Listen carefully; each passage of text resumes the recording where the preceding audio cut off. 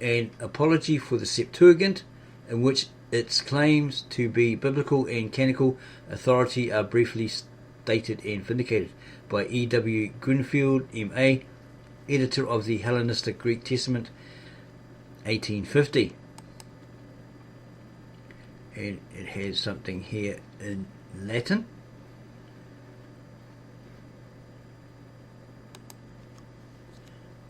Introduction. This apology may be regarded as a natural sequel to the author's Hellenistic edition of the Greek Testament. Whilst acting as an editor, the author felt it his duty to abstain strictly from all general and argumentative reasoning, trusting solely to the value and amount of the copious materials compiled in the LXX.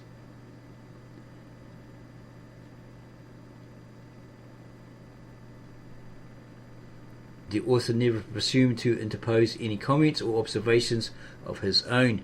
Whatever of comment or illustration may be found in that edition is always stated in the words and language of others.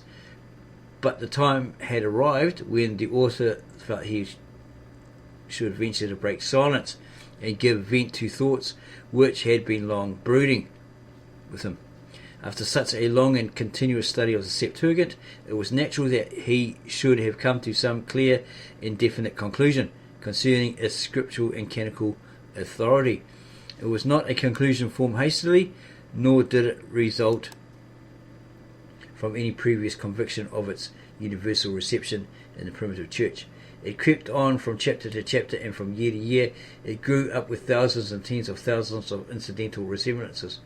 The author gradually ascertained that almost every quotation in the New Testament was either literally or substantially taken from the LXX, that it was perpetually present to the minds of the evangelists and apostles, nay, that where the author had least expected to find it, the Apocalypse, even there it constituted the entire staple of thought and expression. The inevitable inference that the author could not avoid, that the authenticity of the New Testament is bound up with the authenticity of this Greek version of the Old, that it stands pledged not only for its general truth, or it stood pledged not only for its general truth and historical authenticity, but for its scriptural and canonical authority. The New Testament, the author felt, was not to be treated in this respect like any merely human record. As the immediate offspring of the Divine Spirit, it claims to be so far inspired in its language as to admit of no material mistake or error. By its continual appeal to the Greek version of the LXX, it necessarily raises that version to its own standard. To cite from an uninspired version, thus frequently and statedly, would be to forfeit and annul its own claim to plenary inspiration. This conviction was so impressed on the author's mind that he even had no supplementary evidence, or even if no supplementary evidence had arisen, he would have felt, or should have felt, it his duty to have laid the result before the public. But when he met with some recent publications on the canon at that time, in which the position was not only controverted but treated as if it were monstrous and incredible, he was led to take a calm review of all the ecclesiastical facts belonging to the history of the LXX. The result of that inquiry, the author most respectfully submitted to the judgment of the Christian Church. The results of that inquiry he submitted most respectfully by submitting them to the judgment of the Christian Church. As the materials of this apology were too miscellaneous to admit of the usual formality of a table of contents, he suggested let him request the reader, or made the reader accept the following brief analysis of the argument. First, that this version of the Hebrew Scriptures was made between 2 and 3 centuries before the Christian era, and that no other version existed before that era. Second, that it was made at a period when the Hebrew language had suffered much decay, when it was no longer vernacular in Palestine and had ceased to be understood by Jews of the dispersion. Third, that this version was made by Jews of the dispersion living at Alexandria and composed in that peculiar style of Greek in which the New Testament was subsequently written. Fourth, that it was universally received by the Hellenists or Jews of the dispersion as authoritative and canonical, being publicly used in their synagogues both before and after the Christian era. Fifth, that Jesus was instructed from his childhood in the knowledge of Septuagint, the Hebrew text being altogether unknown in Galilee. Sixth, that all his disciples were Galileans and Hellenists, possessing no knowledge of biblical Hebrew before the miraculous gift of tongues. Seventh, that Christ and the apostles in their references to the Old Testament make their principal citations in the words of the LXX, and occasionally where it differs from the Hebrew text.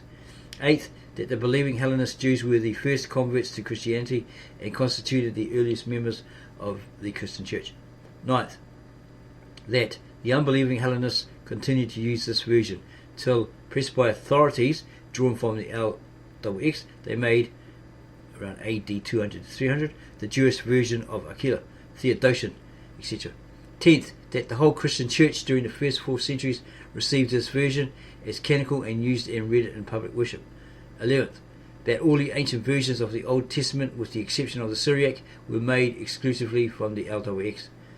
12th, that when Jerome made a Latin version from the Hebrew text, around AD 400, which gradually superseded the Septuagintal use of the italic, the change was not understood by the Church as abrogating the previous authority of the LXX, but as combining the original with the version in the canon. 13th, that the Hebrew language was understood by none of the Christian fathers, save Jerome and Origen. These are Roman Catholic Christian fathers. And that study and knowledge continued dormant in the Church till the era of the Reformation.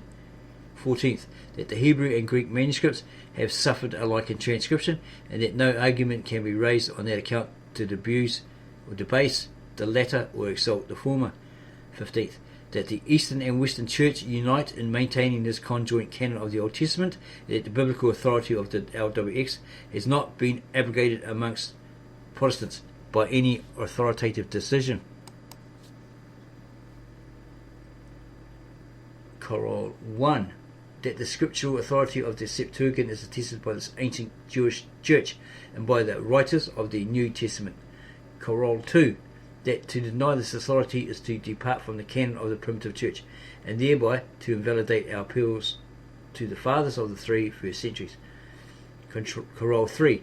That to deny this authority is to endanger the critical study of the Old Testament and to impair the plenary inspiration of the New. Coroll 4. That the Church of England demands no such denial, adhering to the primitive church by retaining the LXX version of the Psalms in her liturgy and prayer book. And there's a footnote below. A deeply interesting quotation is now within pending, which would seem either to confirm or invalidate this assertion. Should the legislature decide on legalizing the marriage of a deceased wife's sister with her late husband, it will annul the Vatican LXX.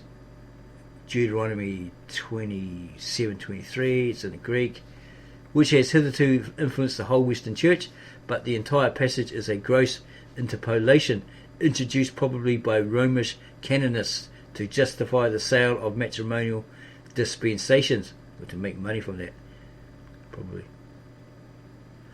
See postscript page 191. At the close will be found an appendix containing the principal authorities on which the apology is founded, with such miscellaneous matter as could not conveniently be introduced into the general statement. So it's saying at the end there should be an index with that miscellaneous matter found there.